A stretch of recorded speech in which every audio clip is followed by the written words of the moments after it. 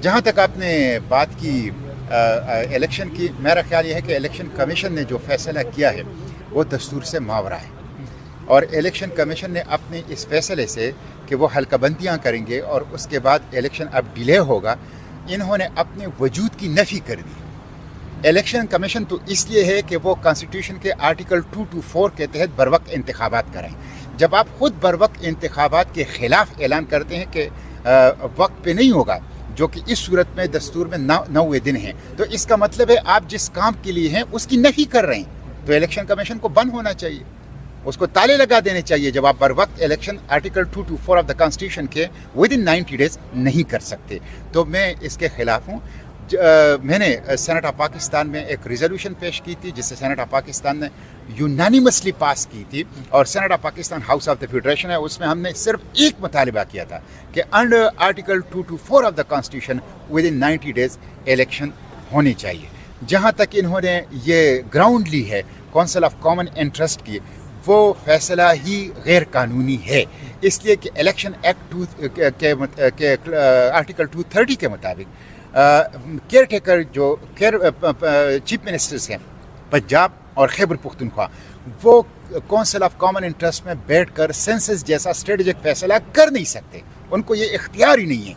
इसलिए ये इन्होंने गैर कानूनी तौर पर सेंसस की तौसीक की है और उसकी आड़ लेकर उन्होंने अब इलेक्शन को मुलतवी किया है, जिसकी कोई गुंजाइश नहीं है।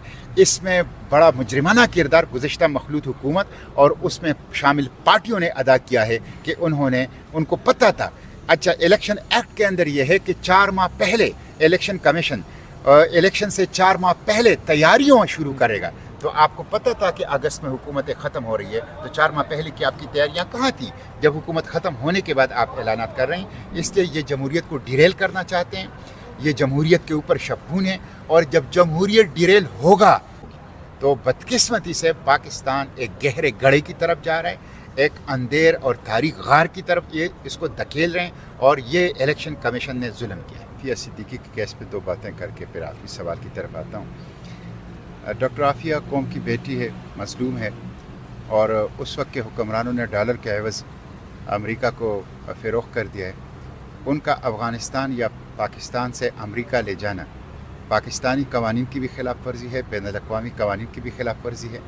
वो पाकिस्तानी शहरी है और उनके साथ जुल्म हुआ है। इस वक्त जो उनकी सूरत हाल है, अमरीकी जेल में उनके ऊपर पाबंदियाँ मज़ीद सख्त कर दी गई, उनको हॉल में डाल दिया गया है, सज़ाएँ उनको दी जा रही है, और रिसेंटली ऐसी ख़बरें आ रही है कि उनके ऊपर हम पहलू वायलेंस हुआ है, हो रहा है। ये पूरी कौम के लिए बहुत ज़्यादा दुख की बात है और हुक्मरानों के लिए गैरत की बात है वो करें। गुज़िश्ता जो हुकूमत थी उन्होंने पार्लियामेंट को भी धोखे में रखने की कोशिश की मुसलसल।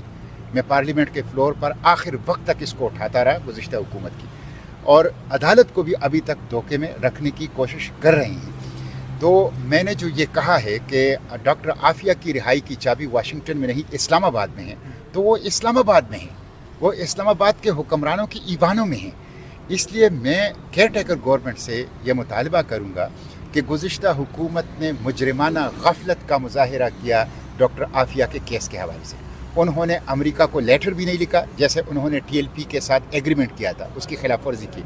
उन्होंने मिनिस्ट्रियल कमेटी भी नहीं बनाई जैसे कि डॉक्टर फौजिया के साथ वादा किया था। उन्होंने कुछ भी नहीं किया इस हवाले से। उनकी दौर में हमें फॉरेन ऑफिस से कोई डॉक्यूमेंट्स नहीं मिले, अभी तक नहीं मिल रहे। फॉरेन ऑफिस इस वक्त रखावट है डॉक्टर आफिया के केस में।